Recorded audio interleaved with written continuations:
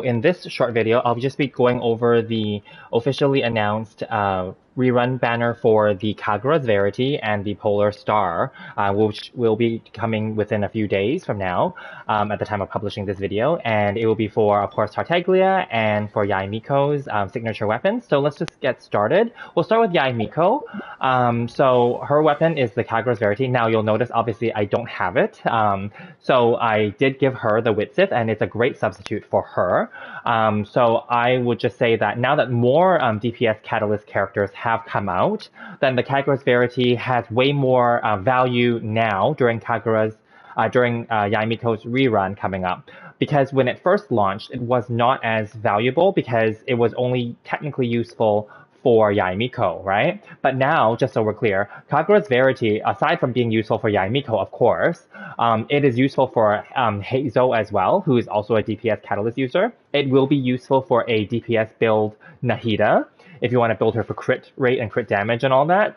And it will also be useful for Scaramouche Wanderer in the upcoming 3.3 banner patch. So just keep that in mind. There's way more options now for that. Now, keeping in mind, of course, the Kagura's Verity will also be okay for other DPS characters that we currently already have, such as Yanfei, Klee, and Ningguang, etc. And of course, niche DPS builds for the other remaining Catalyst users. I'm not going to go into all of that, right? But the point is that it was best for the ones that you actually would use for damage, right? So I would say I don't have it on the screen, unfortunately, but the Kagura's Verity is a very powerful weapon, especially with the crit damage substat and these elemental skill passive. Basically, it's meant for Yaimiko's kit. Now, with the elemental skill passive, it's the reason why it's not perfect for Klee and Ningguang as an example is because Ningguang's elemental skill is just that Jade Screen, which doesn't do that much damage, and it has no other purpose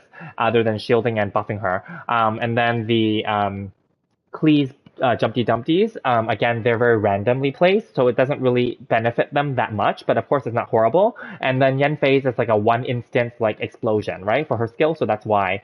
But Kagura's Verity is amazing, obviously, because for Yaimiko, when you place them onto the ground, it continues to fire a few times, right? And if you can do them in a triangle shape surrounding the enemy, like a small AoE, it's good. I just find it clunky to use for her skill, so that's why I didn't bother investing too much into her, so I did not get the Kagura's Verity before.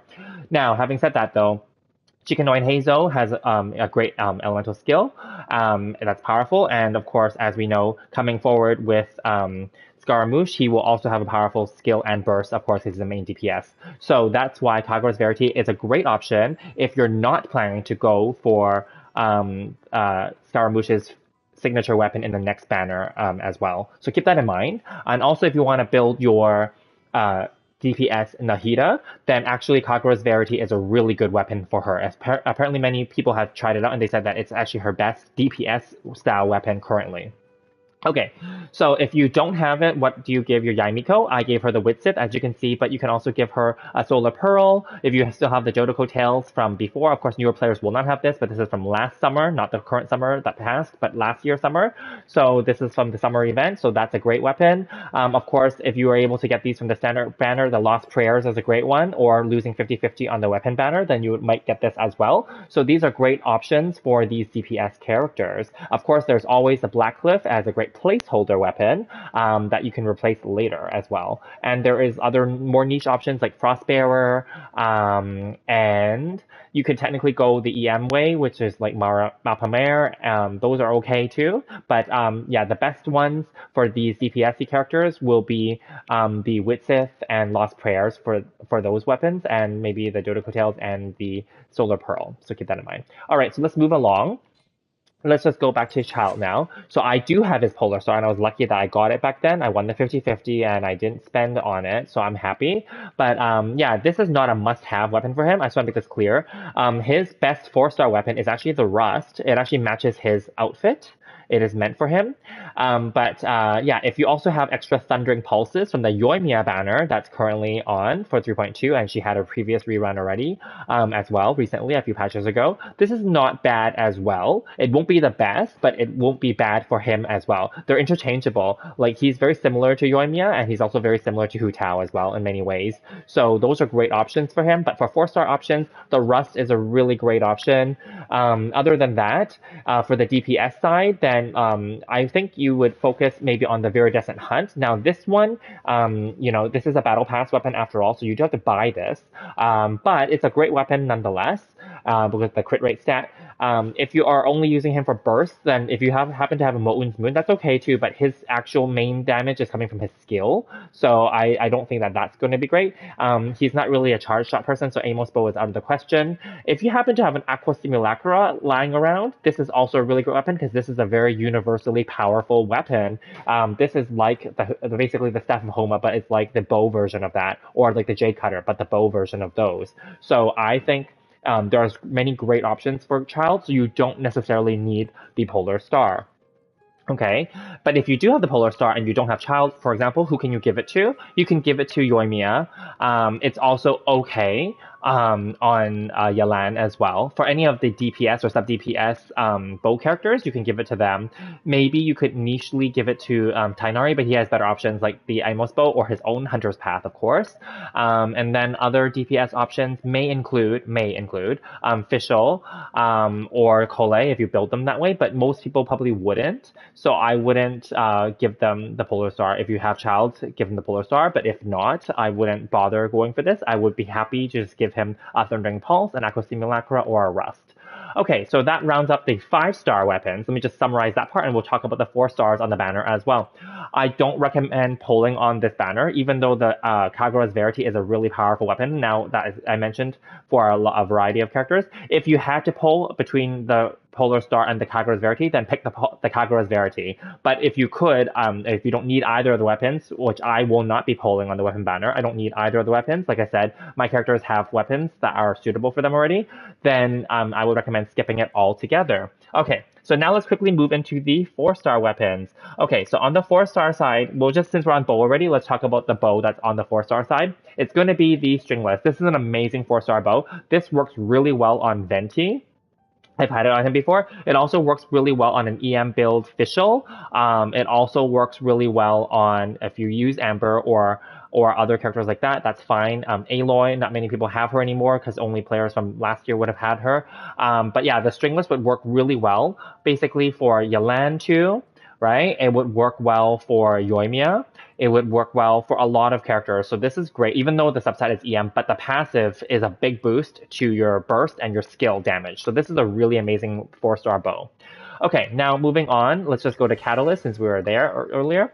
Catalyst is going to be the Favonius Codex, and this is just a great placeholder weapon. A lot of characters still need a lot of energy at this stage in the game, so this is not a bad weapon to have, but I wouldn't say it's a must-pull. Moving along, let me just quickly see what the next weapon type would be. Polearm. Okay, so for the polearm, it's going to be Dragon's Bane, and the Dragon's Bane is not like a must-pull, because these weapons are the Favonius series and, Sacrificial and the Dragon's Bane and all that, those just keep coming around and cycling through. There's no rush to get any of these. This is a great starter weapon for Xiangling. It's an okay weapon for like Candace. Those are options, right? It's a starter weapon for Hu Tao if you're waiting for our Staff of Homa, I guess, right?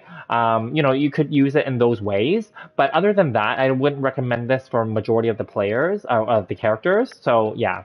And then next, we can go to the claymore. So we have the bell. The bell is basically a useless weapon, just to make that very clear. However, Dory, and I did this in my Dory review, she's the only character that can currently use it because at least she gets something out of the HP substat. And it matches Dory's outfit and everything with the white and the gold elements. So it's okay. It's not the best, but at least I have it on a character that I'm not currently using, so whatnot, right? It's not a must-pull. Okay, and then last but not least, swords. We have Favonius sword, and this is a placeholder once again. This will do well again on any energy hungry or support characters. So like Kuki Shinobu would be fine. Chi-Chi, no one's using her, but Chi-Chi is fine. Surprisingly, this is well on Kazuha as well. And if you don't have a sacrificial for whatever reason, then this is okay as a placeholder in for Xingqiu, right? And this is also fine for Kaya if people are still using Kaya. And this is also okay for like Bennett for support purposes, right? And it can be useful for Jean if you're using her as a support role, just to heal and support and all that stuff. Totally fine, right? So this is great. But again, just to summarize, for the 4-star weapons, really only the stringless stands out at this point, and it's not worth it to pull on this banner in general for any of the 4 stars. So anyway, I hope this was helpful. Let me know what you guys think, and let me know if you guys are pulling for any of those 5-star weapons for your characters, or if you're going to skip this banner. I recommend skipping it. So I will see you guys in the next video, and do check out my other video where I talked about the character banners are rerunning in 3.2 as well. We'll see you there.